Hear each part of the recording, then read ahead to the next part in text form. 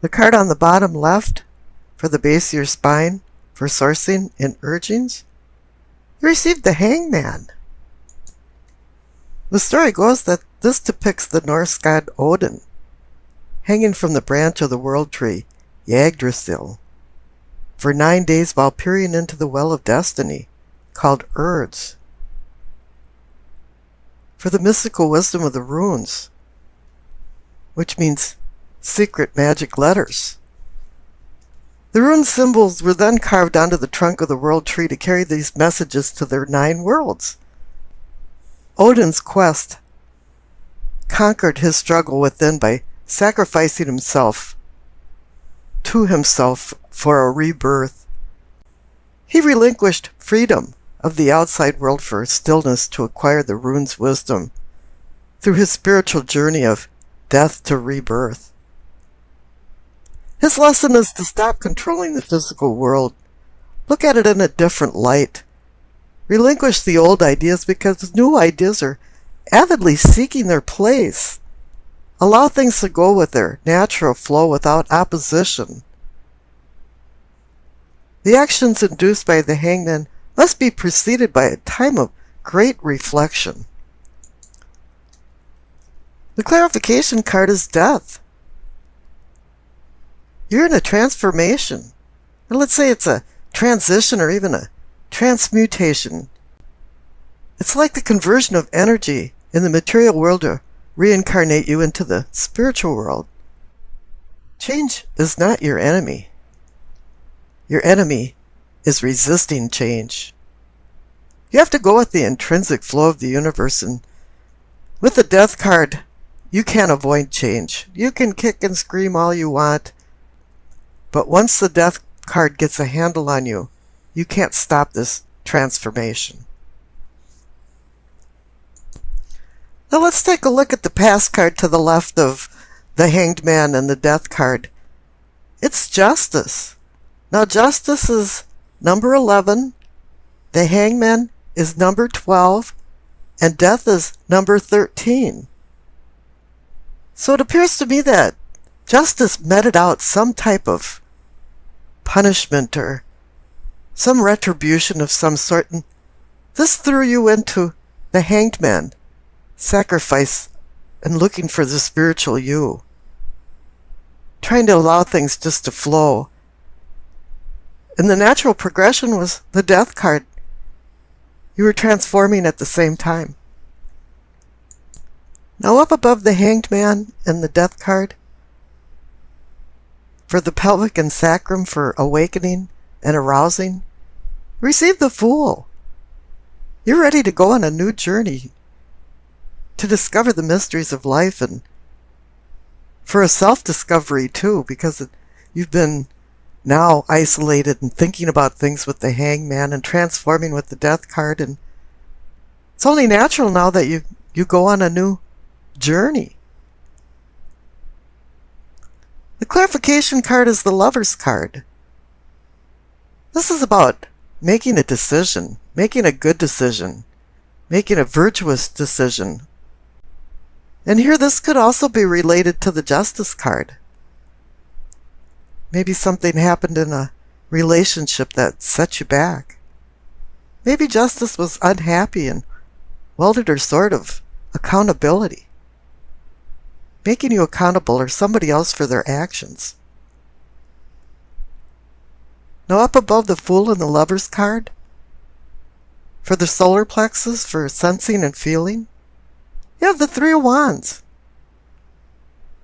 After thinking about things and transforming, you've made some plans. Three of Wands is a card of motion, it's movement. The wheels are spinning around. Your plans are coming into reality. The clarification card is the Knight of Swords. But you have to be very careful with the Knight of Swords. He's very impetuous, and maybe somebody's galloping into your life and will gallop out just as fast, or maybe you're galloping along too fast and not thinking through what you're doing. As many of the Swords cards, the Knight of Swords can be somewhat dysfunctional. He's too intense. He's too knee-jerk reaction kind of guy. His presence does call to action, to slow down. It's time to take some time and think over and go back into the hangman mode. Now the center card for the heart of the matter, you see the Wheel of Fortune. Yeah, fate is on your side. The wheel is on the upswing. It's telling you change is at hand. And some of this change may dramatically sway away from the status quo of what you're used to. A lot of times this is telling you to leave the past behind so you can live in the present and the future. Just like the Death card, you can't stop the transformation. And you can't stop the fate of the Wheel of Fortune. This is one instance where it's out of your hands. But this card offers great opportunities and new choices. Now the clarification card is the Three of Pentacles. I call it the architecture card because it's about building. And maybe you're building something, or you're a vital part of something being built. Maybe this opportunity of building something just dropped into your lap, with it being conjoined with the Wheel of Fortune. The card on the bottom right, for your throat, for your communicating and teaching, you receive the King of Cups. And the clarification card is the Ten of Swords. I want to discuss them together. The King of Cups is the apex of emotions and love. He's a man that's molten lava inside, but he can be rather stoic on the outside. One thing he can do is he can ameliorate injured hearts. He has good counsel for people that have broken hearts, achy hearts from severing of ties, breakups of lovers, deaths. And here the Ten of Swords is saying, something happened to you.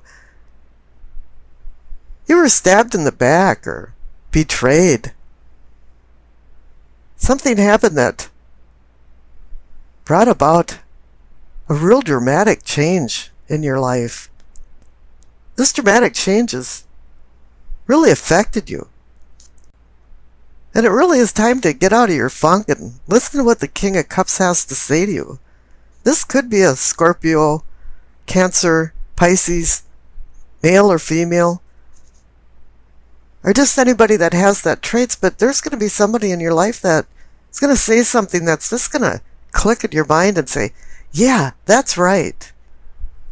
I remember when my father died years ago, and I hadn't slept for 3 months, and I was saying to somebody at work that I was going to die if I didn't sleep. And the phone rang. And the woman that I worked for told me, yeah, she wanted to call me earlier, but she felt now this was the time. And she said that she didn't sleep for a year after her father died. And she went on and talked to me for about a half hour. And after that, it all made sense. And somebody's going to come into your life too and help out. Help you out. Now up in the third eye, for your seeing and envisioning, you receive the Six of Cups. This is a memory card. This is a card about childhood and the past. It's not only you didn't receive the Six of Cups once, the clarification card is the Six of Cups too. Just in case you missed the message that this is about memories in the past. You have to remember, though, you have to keep only the good memories and only take note of the bad memories, because nostalgia can be a very tricky thing. Not all childhood memories are pleasant. A lot of times we idealize, idolize, and distort things from our past, and this causes disappointments when you face reality in the future. But this cup's also full of blooming hope for the present and the future if you learn the lessons from the past. This also could be somebody from the past walking into your life now and dramatically changing it. Can also indicate a deceased person that is now being a guardian and helping you through the bumpy roads in your life. Once you've gone down memory lane, put things in perspective and make sure you realize that you've grown up. However, this card can have a lot of positive things too. It's about gifts, rekindled love, new environments, and knowledge sharing. It can be even about inheritance of money or taking care of sick relatives. It can be about the blessed event of childbirth and just the loving care of family and friends. Up above the Six of Cups cards, for the crown for knowing and understanding, you receive the High Priestess. It's saying you're discovering the spiritual you, that you've listened to her subtle messages from the cosmos that's been brought down to earth to you. She's now a guiding light to you. Maybe it's a light coming out of the past, having you now live in the present and looking forward to the future. The clarification card is the Seven of Pentacles. I call this coming to harvest card. You're not there yet. You haven't harvested. It's like a farmer. His crops are almost ripe and he's ready to harvest. But this is a time where frost, hail, flooding can wipe him out and he won't see the abundance and the fruit of his labors. This is telling you it's a time to be vigilant. The past card on the left, as I noted, is the Justice card. Somewhere there was some type of justice meted out, as I'd mentioned. Her presence usually indicates that something was out of balance, and now it appears that the scales is balancing back out, but it's kind of fragile. I even see that when you're trying to calibrate the scales, it's still kind of bouncing around, and even just a feather has it bouncing back and forth. So just make sure that things are going into an equilibrium. Maybe it's about making peace with your past and the people you knew in your past. Now the future card is the Ace of Swords. This is about new beginnings, but it's a fickle card about new beginnings because the sword has two edges to it, and it can be intellect that imposes justice. And this brings us back to the Justice card. And the other side of the coin is that it supports deception and evil. So you have to be careful with the sword and use it for the positive. Use it to cut through the crap and get to the heart of the matter and not be undercutting. Because sometimes it can challenge logic over emotions. It can challenge truth and justice. It can bring sudden changes that can be positive or negative. It can draw or require you to draw inner strength. It can be like lightning too and bring epiphanies that shine a light on very significant things and suddenly make things crystal clear. Don't forget that Swords is about the mind and intellect, and make sure it's mind over matter. It appears the overall energy for many of the signs in the latter part of April is about making decisions and walking down memory lane.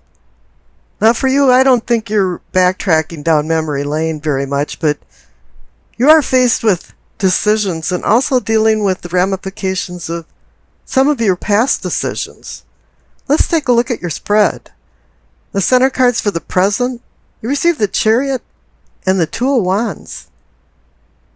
The Chariot's about discipline, strength, using willpower to overcome the evil in the hearts of man. It's about overcoming challenges. The Hanson Roberts card really hit it on the head because in the front of the Chariot is the yin and yang symbol.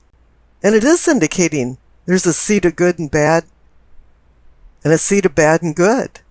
This is about duality and the Dr. and Jekyll and Mr. Hyde syndrome. And you really have to overcome the nature of man while you're making decisions.